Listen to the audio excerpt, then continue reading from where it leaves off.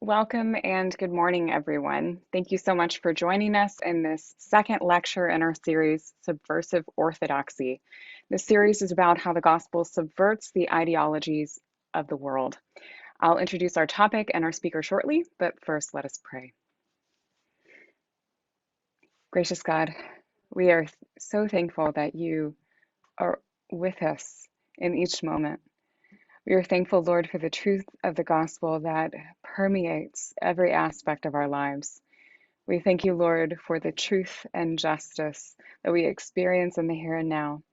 And we look forward, Lord, to the day when you will help us to experience that more fully. We thank you, Lord, that you're with us in the meantime. Lord, I pray for our lecture today that you prepare our hearts for the words that you have for us. We pray that you give Dr. Williams clarity, and Lord, we pray that you open our minds and our hearts. We love you, Lord, and it's your name I pray. Amen.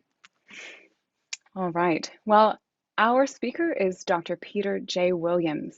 He is the principal and CEO of Tyndale House in Cambridge. He was educated at the University of Cambridge, where he received his MA, MPhil, and PhD in the study of ancient languages related to the Bible. After his PhD, he was on staff in the Faculty of Divinity at the University of Cambridge, and thereafter taught Hebrew and Old Testament as an affiliated lecturer in Hebrew and Aramaic at the University of Cambridge, and he was also at that time a research fellow in Old Testament at Tyndale House, Cambridge. From 2003 to 2007, he was on faculty at the University of Aberdeen in Scotland, where he became a senior lecturer in New Testament and deputy head of the School of Divinity, History, and Philosophy. Since 2007, he has been leading Tyndale House. Dr. Williams is also an affiliated lecturer in the Faculty of Divinity in the University of Cambridge, chair of the International Greek New Testament Project, and a member of the Translation Oversight Committee of the English Standard Version of the Bible.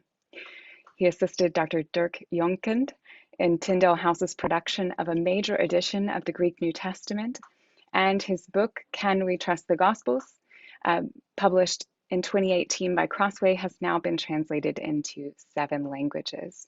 And today, his lecture has the same title, Can We Trust the Gospels? So, Dr. Williams. Thank you very much for your welcome. And I hope everyone can hear me. I'll soon hear in the chat if you can't. And I'm just going to share my screen.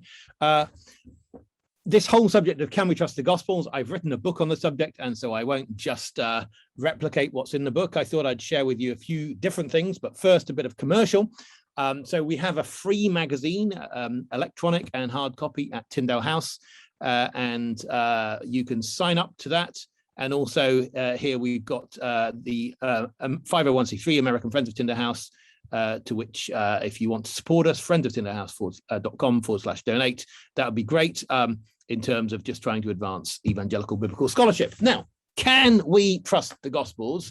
It's key that we think about this word trust, because it's really important when you're thinking about this to think about what we can trust rather than what we can prove, because you can't prove very much at all, but you have to trust a lot of things.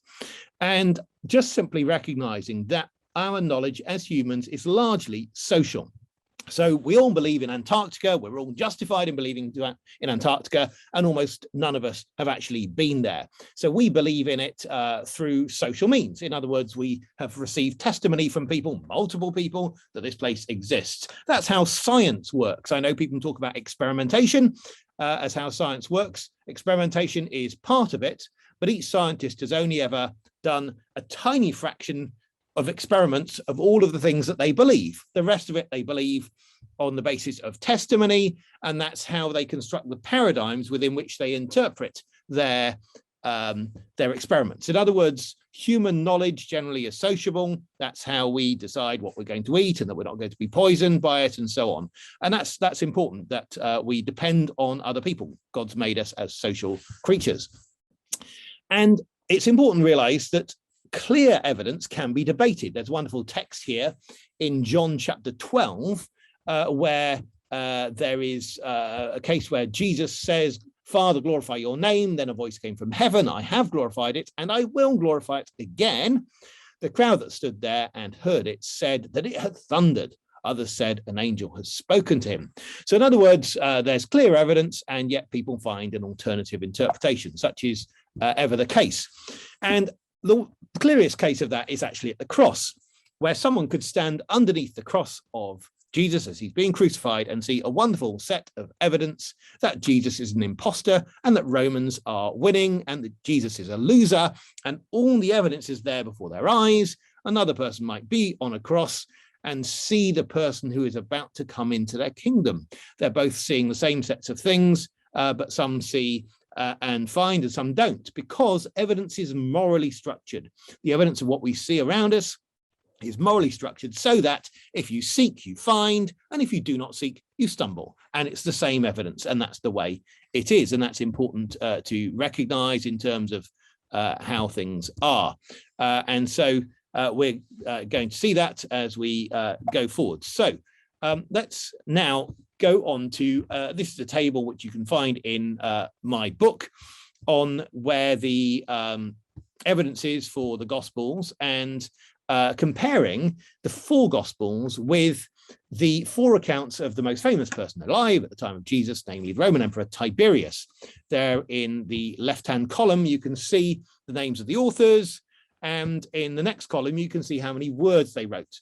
And in that case, you can see that the Gospels, in at least the Tyndale House Greek New Testament, have more words than the various authors writing about Tiberius, with one exception, namely Tacitus's Annals, which is in green there because it's somewhat longer. But of course, Tacitus' Annals are telling about the years of what happened in Tiberius's reign, not about Tiberius himself. So actually, the amount that is biographical about Tiberius is considerably less. So there's more biography about Jesus than there is about the most famous man alive at the time. The centuries that the manuscripts, the earliest copies, parts of manuscripts come from is earlier. And if we take dates of when they're written, and there I've given you Bart Ehrman's dates, skeptic Bart Ehrman's dates for the Gospels rather than my own, which would be a bit earlier.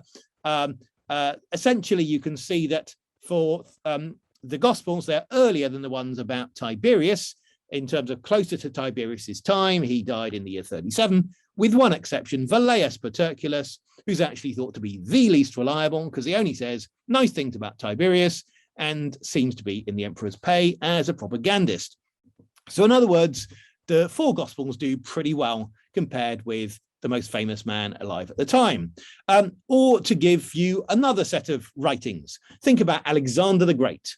We've got 5 different major accounts of him, and look at the gap, just that right-hand column of time between Alexander and the biographers. This is absolutely huge in comparison with the gap for the Gospels about Jesus. Now, the Gospels about Jesus are both close enough to Jesus' time to be reliable and far enough to be unreliable.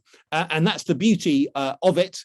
Now, I argue that they're reliable, but in the question of distance in time won't actually decide that. They're closer in time than you would get for other people, but you have to look internally for the evidence of reliability.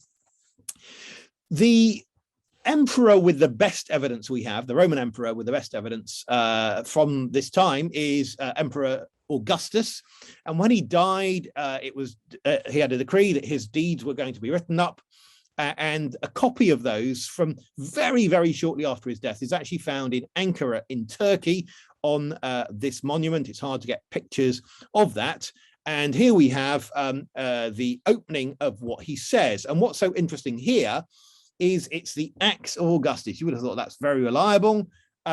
And it says, below is a copy of the Acts of the deified Augustus, by which he placed the whole world under the sovereignty of the Roman people, and of the amounts which he expended on the state. In other words, it's all about the money he gave out. And as you read this account, which is about less than a quarter of the length of Mark's Gospel, one of the things you find in it is he never tells you he took money from anyone. You would think this emperor spent all his time just being generous and giving out. So people sometimes say, well, you know, if there's this decree from Caesar Augustus in Luke chapter 2 that all the world should be taxed, why isn't it in Augustus's own account of his life? Well, you say because In Augustus's own account of his life, he never took money from anyone. He only ever gave it out. So, of course, you're not going to record there a taxing census and so on. But it's an interesting account because it is that selective. When we get to the 4 accounts, we can do a number of, in the Gospels, we can do a number of tests on them to test their familiarity with the time and place. I'm just going to give you a very brief display of this, and you can read my little book if you want any more. That is, the Gospels all know lots of names of towns in Judea, even and Galilee, and villages, and they don't all know the same ones. They haven't all copied from each other. There's a fascinating feature that if you look at the number of words in the Gospels and the number of place names, not just town names, but place names generally in the Gospels, you find there in that last line that the 4 Gospels almost all have 5 place names per 1,000 words, which is rather uncanny, and it can't be produced because they're trying to produce that pattern. It's rather that when they're writing the same sort of narrative and naturally putting in place names as they're relevant, rather than just putting them in to prove authenticity, they've ended up having the same sort of pattern. You can analyze the place names in the Gospels and you find that they mention Galilee more than Judea. Hardly surprising. Most of Jesus' ministry is set in Galilee. But when you then look at the adjectives of Galilean versus Judean, you find a different pattern. In the case of Luke, who is neither Galilean nor Judean, Galilean and Judean are used equally.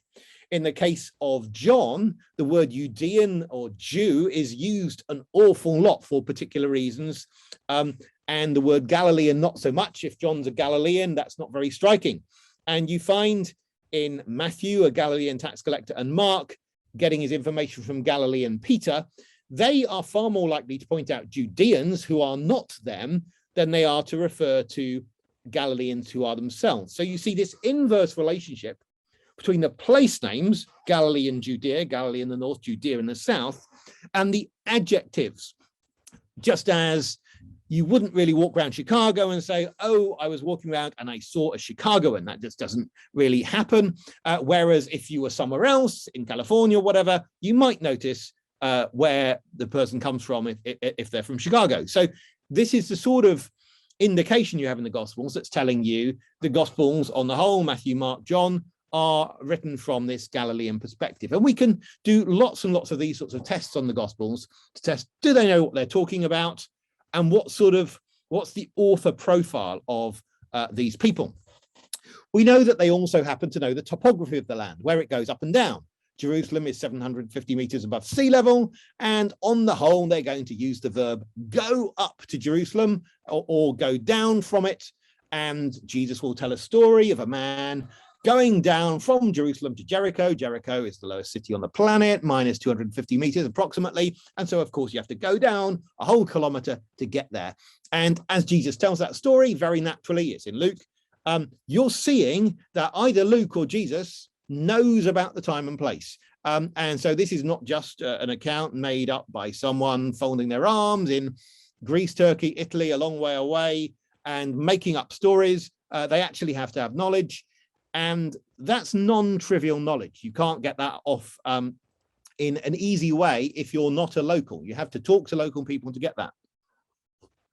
And it's not just that they know that for Jerusalem, they know it about Cana, going down to Capernaum, or Nazareth down to Capernaum. They're getting the right verbs. There's this case in John chapter 4 where again and again the man calls to Jesus to come down, and it says he was going down.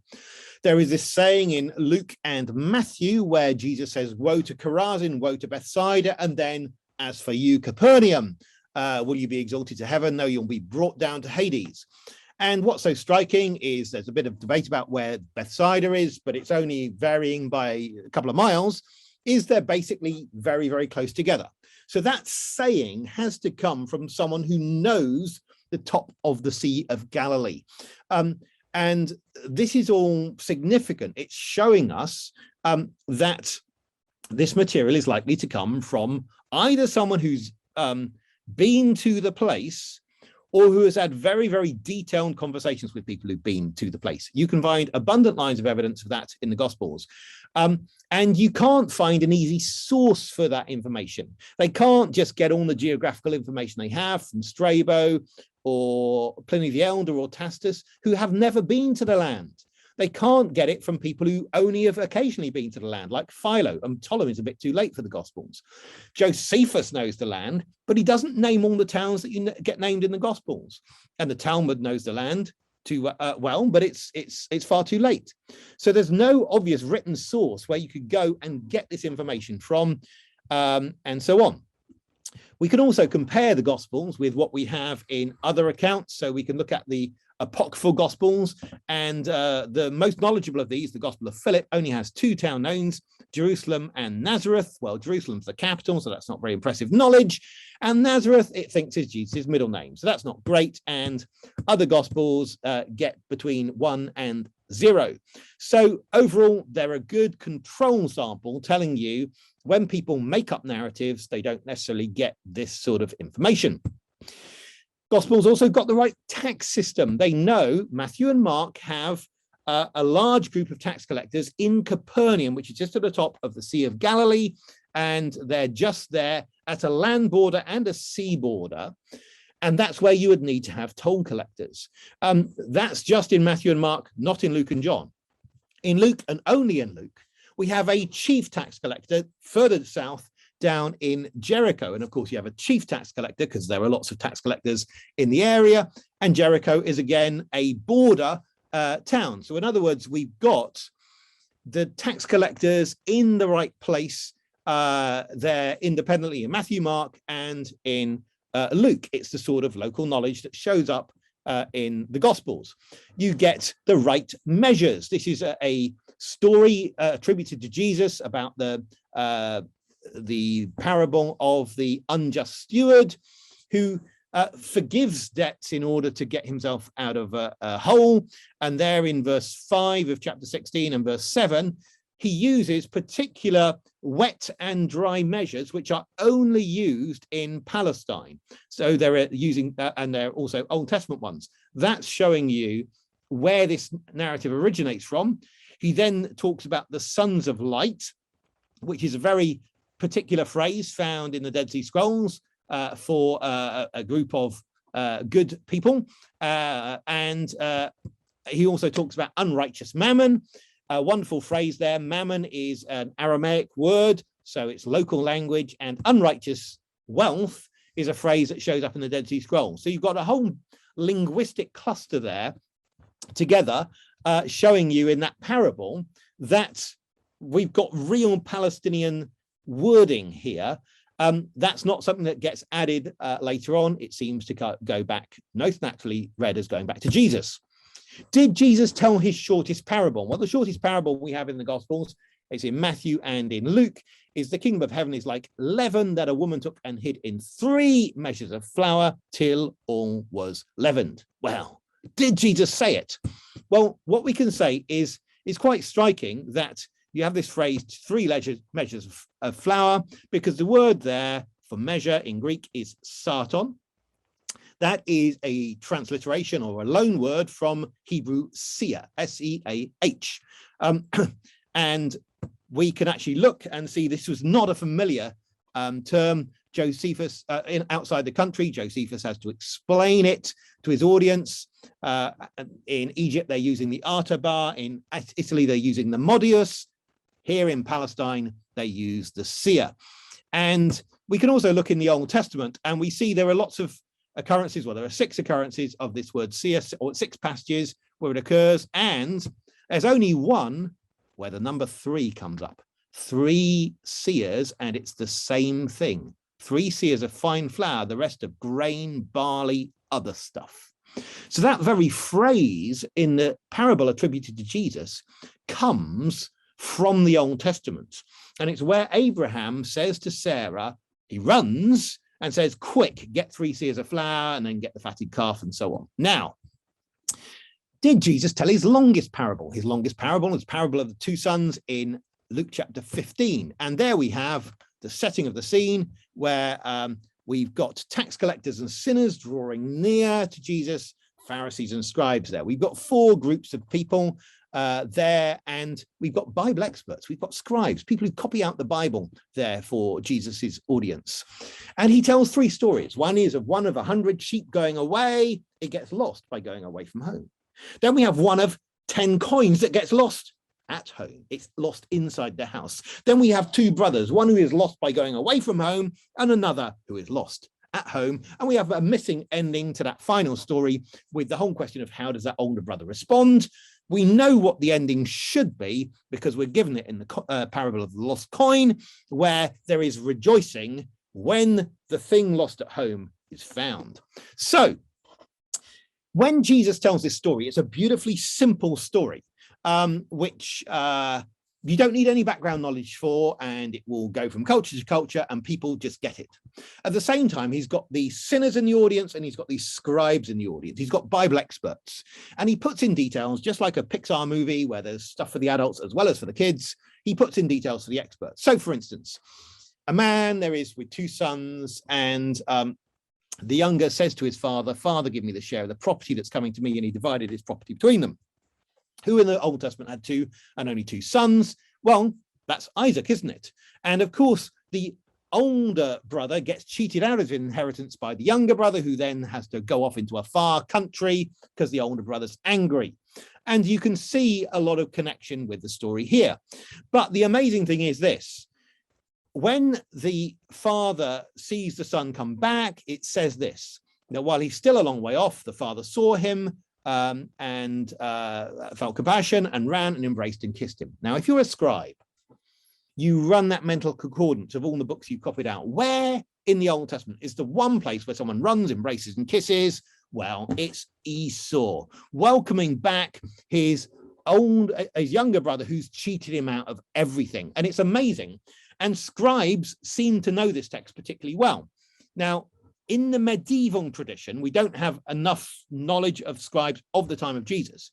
In the medieval tradition, and just where you can see that blue arrow on the screen, when you have the word kissed, Vayishakehu, and he kissed him, you can see that word just to the left of the arrows has got dots over each one of those letters, and that's over a textual debate. There are 15 places in the Bible, and there are just 5 places in Genesis where scribes have to put those dots over a word. This is one of them. It's therefore, if that tradition goes back to the time of Jesus, which I think it probably does, this is a word which is part of the scribal training. They particularly know the galling thing that Esau kissed his brother. There's more connection, of course, in this story, not just with the Jacob and Esau narrative, also the Jacob and Laban narrative, where it's about devouring property, whether it's about music, whether it's about Jacob becoming angry just as the older brother comes angry. But most strikingly this, that when the older brother says in the parable, "All these years I've worked for you," that's exactly what Jacob said to Laban after the 20 years that he had worked for his daughters and flocks. So it's got two of the narratives of the Old Testament, the Jacob Esau narrative, the Jacob Laban narrative in there. It's also got the Joseph narrative. Of course, it's got a famine, great famine, in fact, in the story of the prodigal son. Prodigal son is not just prodigal, he's also unlucky. It's not just his fault that he was ending up looking after pigs. It was his fault plus bad luck. And there are only 2 instant rags to riches stories in the Bible. One is the story of the prodigal son, and the other is when Joseph is rescued out of prison or taken out of prison by Pharaoh. And Pharaoh gives Joseph his signet ring and garments of fine linen. In other words, a parallel with the sudden acceptance of the son by the father, where he gets a ring and he gets a robe. Bring out the best robe and put a ring on him. And there's lovely contrast because Joseph feeds everyone and no one feeds the prodigal. We could go more into that. There's a lot more on this, and I'm writing a book about that. Of course, Joseph also goes into a far country. He's the only other son that the father thought was dead. His father thought he was dead, and then alive again. That's the chorus throughout this at the two key points in this parable in Luke 15. For this my son was dead and is alive again, was lost and is found. Now, how does this all relate to the reliability of the Gospels? It's the fact that you have all of these features of a coherent kind going back to Genesis in one story, that's showing you that the entirety of the story needs to go back to a single storyteller, namely Jesus. And of course, there's a moral to this story, because Joseph forgave his brothers, and this older brother doesn't seem to. It's not just the story of Laban and Jacob and Joseph, it's also the story of Abraham. You see, Abraham's the archetypal father in the Bible. He's the first guy in the Bible to run. Every scribe knows that's the first time they copy out the word run. He's the only other old guy in the Bible who runs. And he had two sons. Yes, he had a few more, but he was the one who gave all the inheritance to one son, to the younger son, not to Ishmael. And what's so striking is this, that he is the only other father in the Bible who gives away the inheritance while he is still alive. Genesis chapter 25, where it says, Abraham gave all that he had to Isaac. But to the sons of his concubines, Abraham gifts, and while he was still living, he sent them away from his son Isaac eastward, and so on.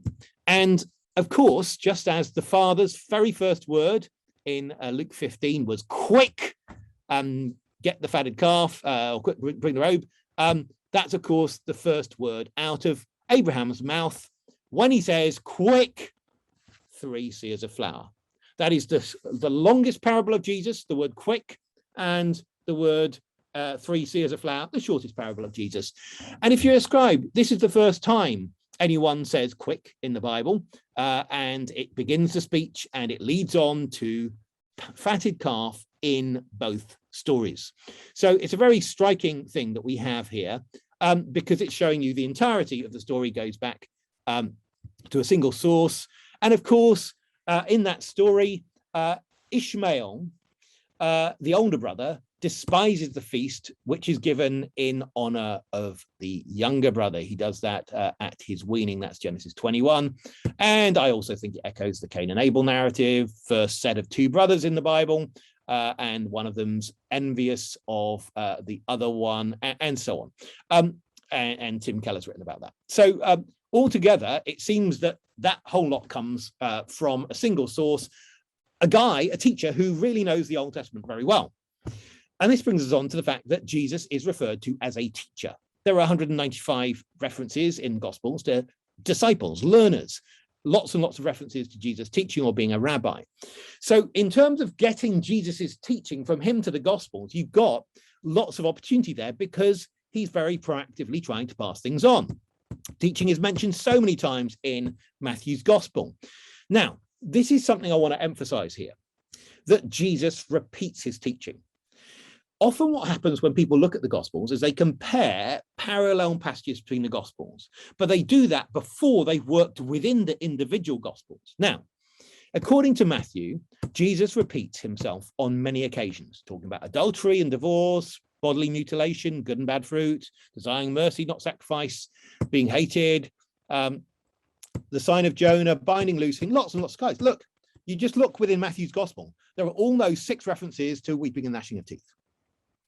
Matthew is telling you this. Jesus gives the same talks, or parts of the same talks, again and again. I've got one talk I've given about 60 times. I've given bits of this talk so many times, not quite this one. I vary, chop and change, try and do synoptic Gospels on my talks. You're going to be in a mess, because I switch around my PowerPoints, reuse slides here and there, and splice and dice and so on. And people talk as if Jesus, the itinerant preacher, never repeated himself, and as if we only get his teaching through one narrow strand. And this is very problematic for the study of the Gospels. So effectively, what I'm saying here is, when you're doing your synoptic comparison of Gospels, and you're saying this bit in Matthew equals that bit in Mark, be careful.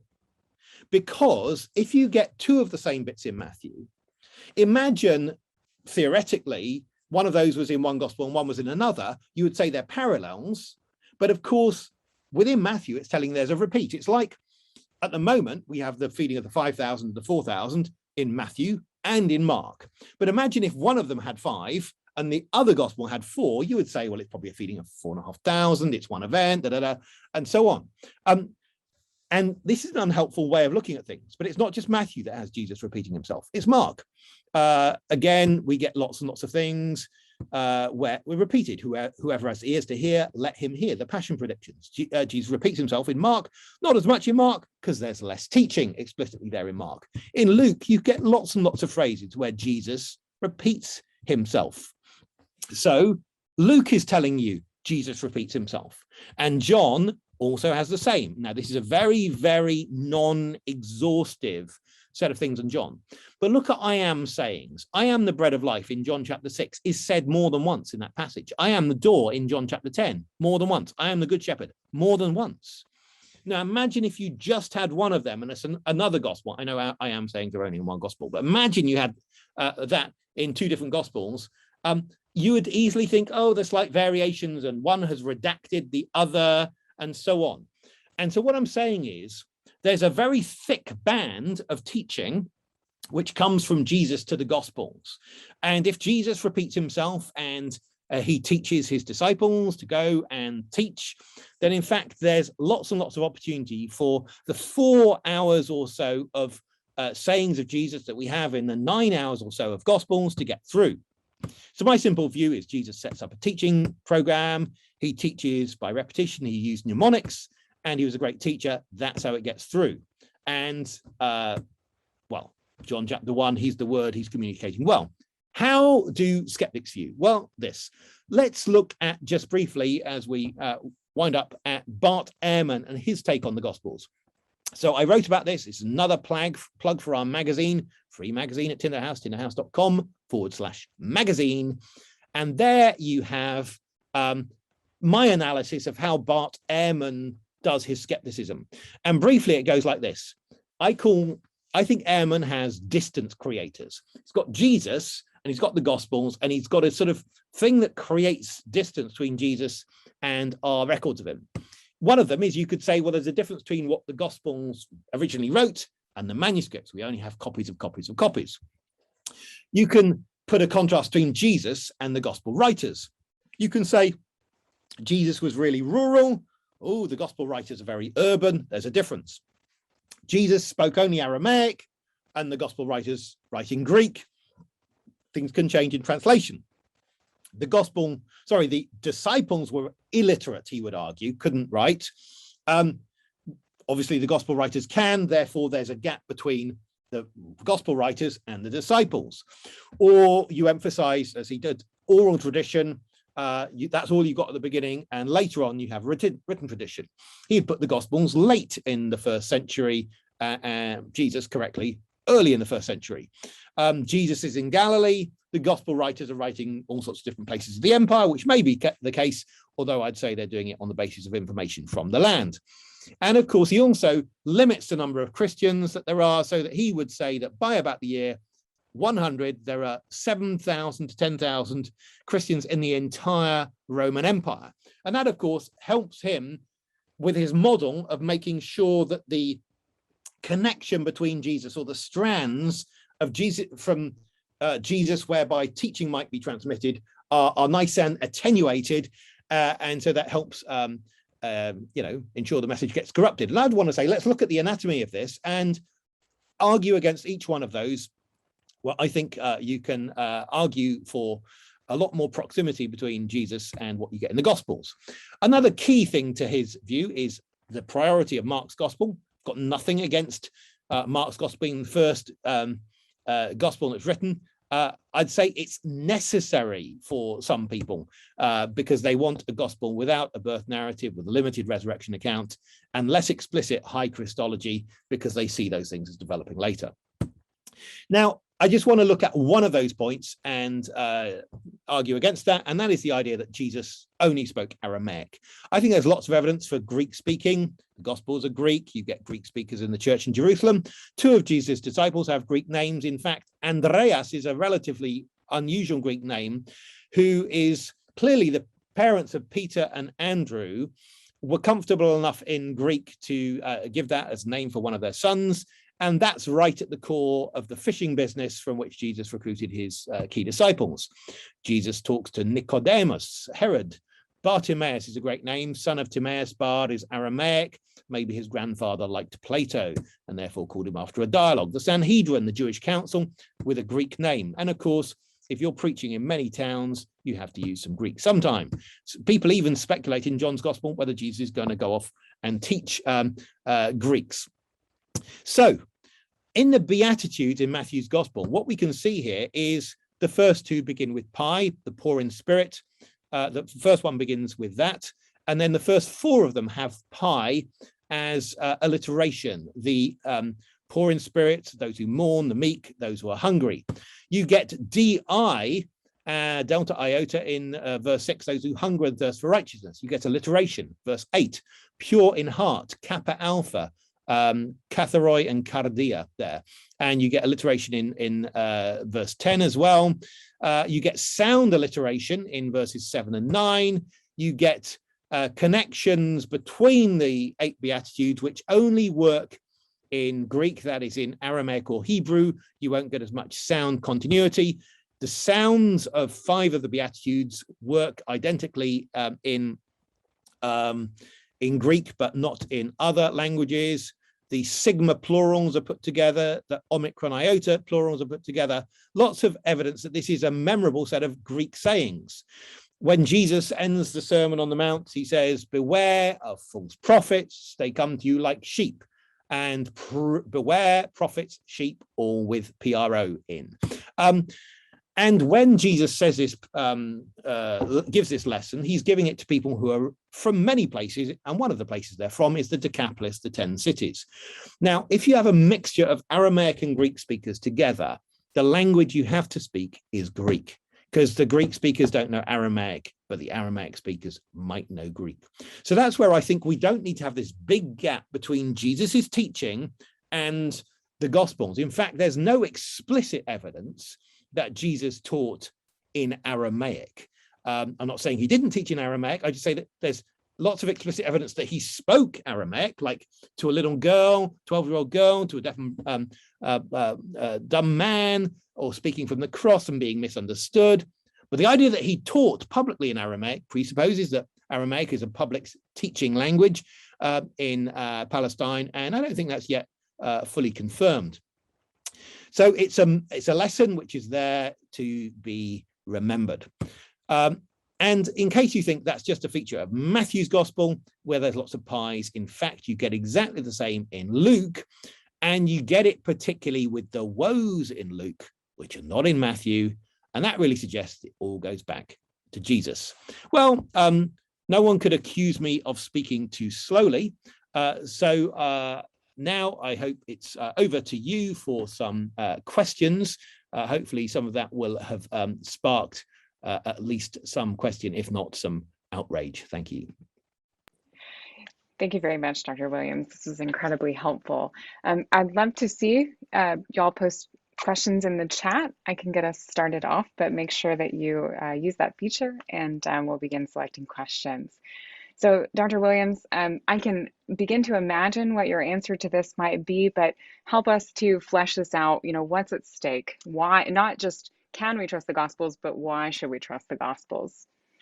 Well, obviously, I think it's very important for knowledge of the person of Jesus Christ. And I'm meaning there trust historically rather than just ethically and morally. And I think if you try and just divorce ethics from history, or if I say tangible reality, there can be big problems. So I think Christianity makes historical claims. And it's also just reassuring to know, I think, that we get Jesus's teaching through. You can't really do as much backup for the miracles as you can for the teaching, at least not directly. I think they come as part of the package.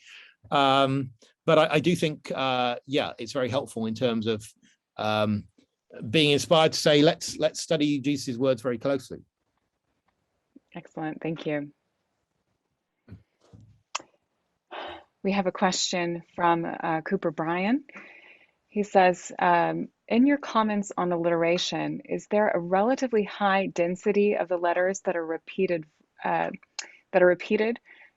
versus their occurrence across the Gospels as a whole? Yeah. That is, could it be simply incidental? Yeah, so if you look in, thank you, that's a great question. In the, if you look in a dictionary, you will find that there are more words that begin with the letter pi. That's quite high. And if you sort of, there are lots of letters that begin with kappa. And so you will find as sort of, there are different ways you could look at this. You can look at in how much space they take in the dictionary, how frequent are they in TLG, the search for these sort of things, how frequent are they in the New Testament? And the answer is none of these things are statistically significant. But that's not necessarily a reason not to think that they're deliberate. So in the case of Black Beauty, which is just a title with 2 words, you can't do statistical significance on it. But no one would doubt that the alliteration is deliberate. When you get to the Harry Potter series and Helga Hufflepuff and Salazar Slytherin, and each of the heads of house has repeated letters in, you start saying, aha, now I might be able to do some statistics on that. So that's a case where I think in the case of 4 Beatitudes beginning with pi, you think, whoa, I mean, there's something going on there. And it's not just, you have the pure in heart, the thirsting for righteousness, that becomes bigger. So that's fun. Yeah. Excellent, thank you. Here's another question. This is from Jonathan Skirtu. He says, for Aaron, the issue that led to the abandonment of his faith was the Abiathar versus Ahimelech conundrum. How would you answer that question? Why did Jesus identify David with Abiathar rather than Ahimelech? Sorry. How does this particular issue help us understand how the New Testament writers read the Old Testament?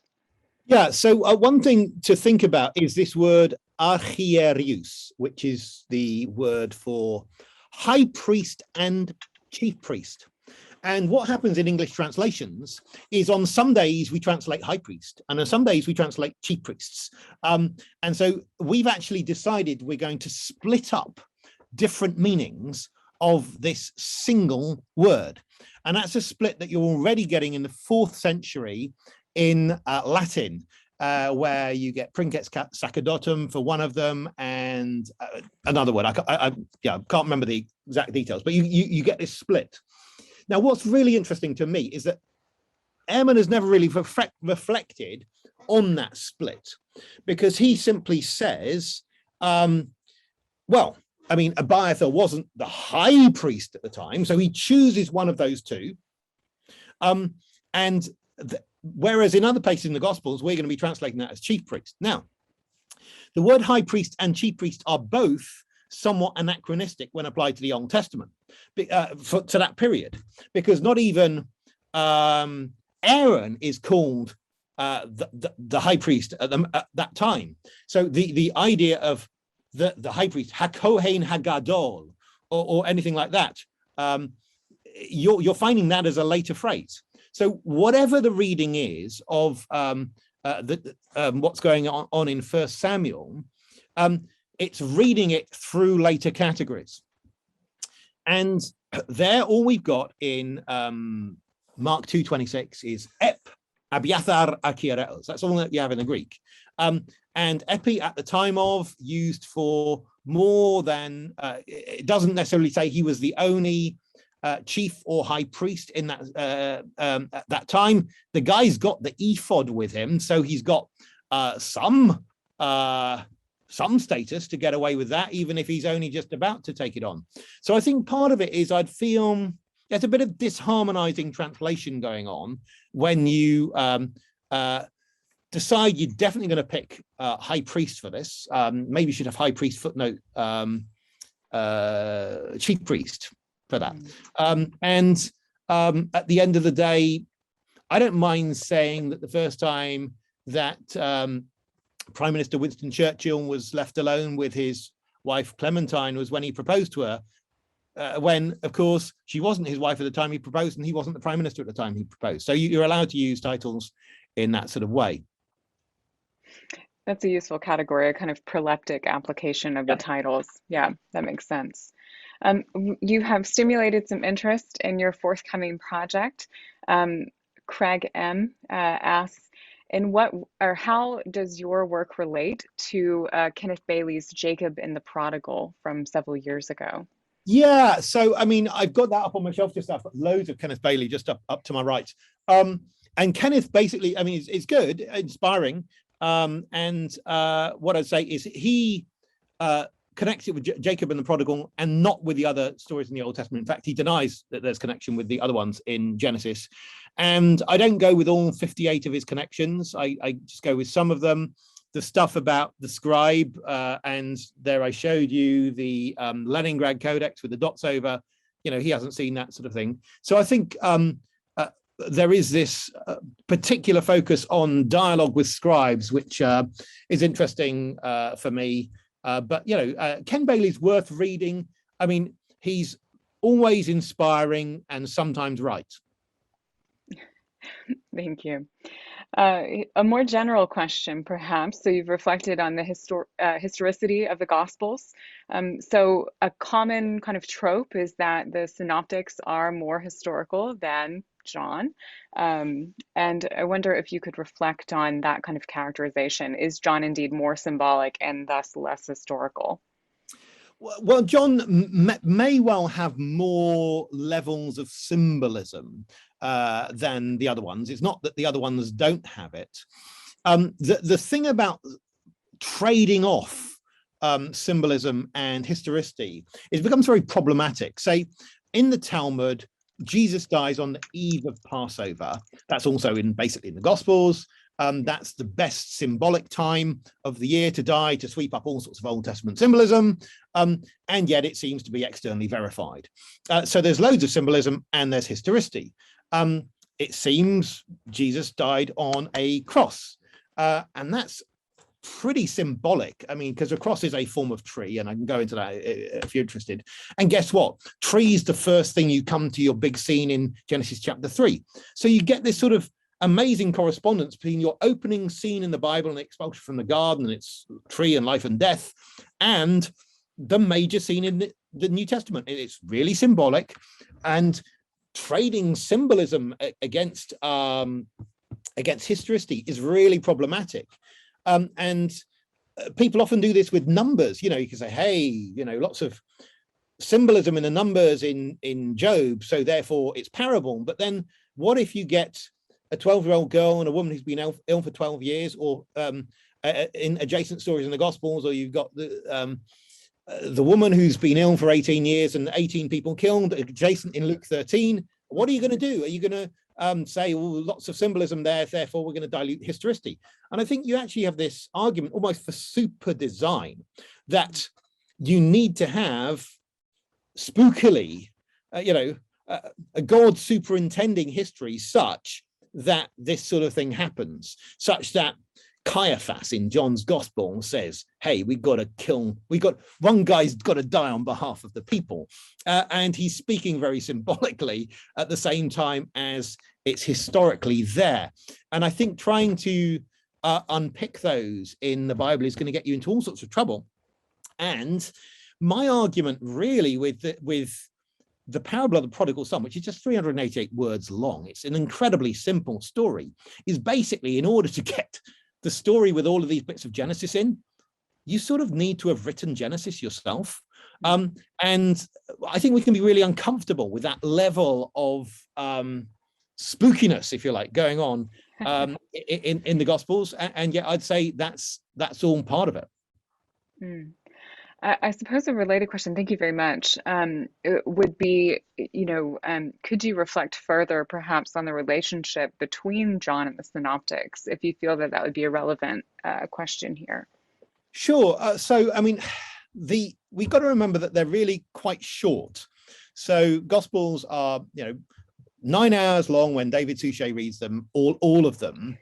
And so what is missing from one is not necessarily for me that significant. Now, what we've got with the 3 synoptic gospels is a close relationship which allows you to test things. So you've got things that are only in Matthew, only in Luke, triple overlap. You've got Matthew, Luke overlap, and you've got a little bit where you've got side-to-side stuff with Matthew, Mark, and Luke and Mark. All those different types of material, plus you've got John, and then you've got at different points, each of them relates to John and the others don't. That is more sorts of material than you could possibly have if you had the situation you had with Tiberius, where you've got 4 authors without a literary relationship, because guess what? You've got 4 types of material.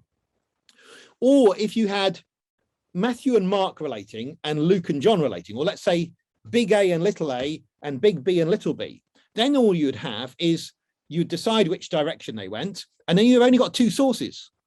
In historical terms, what we've got is we've got over 6 types of material out of 4 books.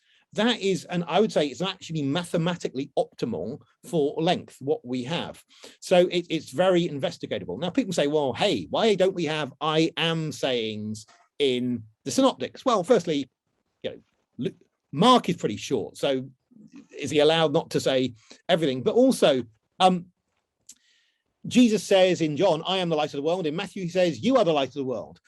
In John, he says, I am the bread of life. And in the synoptics, he says, oh, take, eat. This is my body. Bread equals me. And so, and this is the way you live. And so you think, actually, it's not that they're so distant as people might think they are. So I'd want to say that a lot of the time when people are talking about distance between the Gospels, that they're not more distance than, say, you'd have between the different accounts by Xenophon and Plato of Socrates, or the different accounts you'd have of the Roman emperors. So I think actually you shouldn't be too worried about the fact sometimes you know someone for several years and then suddenly you find out something about some secret talent of theirs that you had no idea about, and why did you never tell me? And so I think the argument from omission should be seen as relatively weak. And so would you argue that there is a literary relationship among them? I don't know. I mean, traditionally John writes last with a knowledge of the others, and of course people play about with whether John is purposely avoiding overlap with Mark or whatever. So a literary relationship between Matthew, Mark, and Luke, you mean? I would say, yeah, why not? I mean, Luke says many people have undertaken. So it seems to me he's gathering written sources, but I think sometimes you can have reductive views of the literary relationship. So you can have a simple, narrow Q model. Q is only the Matthew, Luke overlap, and it's just somehow, well, it was widespread and then forgotten. And, I think that isn't very helpful. I mean, I think you've got someone associated with you there at TEDS arguing for a wider Q, and that can be done. And you can split these things up. And I would simply, if I'm going to use Q, I'm just using it as shorthand for a type of material. So I've not got a problem with literary relationships. I just think that from this side of things, we may not be able to go back and rediscover what they are. As in, our models will always tend towards simplicity, and people have been going back and forth on the synoptic problem for a long time. Quite right. Thank you very much, Dr. Williams. Perhaps our last question from Bob Huang, we have undoubtedly one you've reflected on before. Could you say perhaps briefly why the genealogies between Matthew and Luke differ? I've actually written about that in the magazine that I was plugging. Oh, fantastic. And so, I mean, I think that what's so striking is that you have the same great grandfather for Matthew, or for Jesus, Mat Than versus Mat That, both words which mean gift and are from the Nathan root there. And but you've got these different grandfathers. And how can people have more than one father? Well, of course, you can have one biological father and a legal father. Now, imagine a scenario where Mary is pregnant, and that's not by Joseph, and Joseph is minded to put her away secretly. He's a righteous man. He doesn't want to embarrass her. And he maybe discusses this with his dad. I'm talking through with family. I've got this really awkward situation. And he said, yeah, go through with the divorce. Then an angel appears to Joseph and says, don't divorce her. That's from the Holy Spirit. Goes back to dad and said, well, an angel appeared to me. I'm actually going ahead with it. At that point, dad says, you're not my son. This sort of thing can happen. I'm not saying that's happened. I have no idea whether that happened or not. It's pure speculation. But it's very easy to have a scenario in which you can have more than one father, and this can sort of explain things. Now, there is, of course, Julius Africanus quoted in Eusebius, Ecclesiastical History, I think, where you've got the story of two levirate marriages going on, and that's how you get these different fathers for Joseph. But of course, once the genealogical trees split, they don't have to recombine for a long time. They do recombine at the time of the Babylonian exile. But I mean, what I think you've got there in Matthew is clearly it's a royal genealogy, and in Luke later on, or it's not later on, the closer to Jesus, it's genealogies of nobodies, and that's also rather exciting. So I don't know if that will help. That's excellent. Thank you very much, Dr. Williams. Well, with that, we will come to a close. Dr. Williams, thank you very much for this excellent lecture. I have no doubt that it has stimulated us towards further thoughts and questions. I want to invite each of you to the next lectures in this series, and also to the related chapel series that we have on Tuesdays. So please do join us, and I hope that y'all are clapping at home for Dr. Williams. Thank you. Thank you very much indeed.